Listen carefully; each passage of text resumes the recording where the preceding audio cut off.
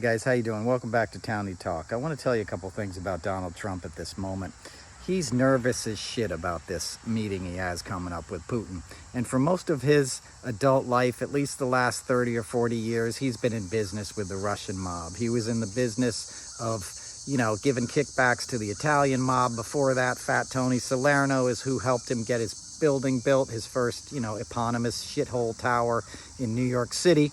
And then it was filled with Russian mobsters after the Soviet Union collapsed. Many of them running brothels and poker dens. You could buy a fucking 8-ball there without having to worry about the cops busting you, because Trump had cops on his payroll, the same cops that stood outside the door in Moscow when escorts were pissing on his face and Putin was collecting compromise on him. So Putin has a lot of shit on Trump. That's what you saw in Helsinki when he looked like Reek when he was walking out of the meeting that he stole the translator's notes from, okay?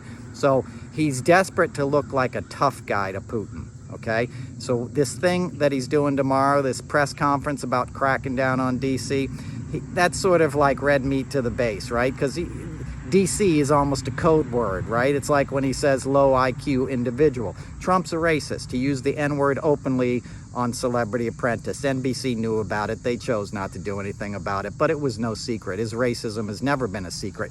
So he's banking on he's counting on cracking down on folks that it'll make him look like a tough guy in the eyes of MAGA and Putin.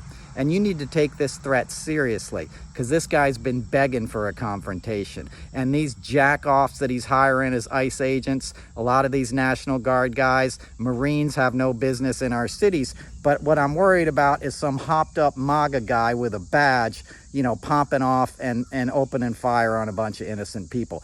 Unhoused people are not the enemy of the President of the United States. They're people that deserve our help. We need solutions. You don't cast people aside. You don't criminalize them.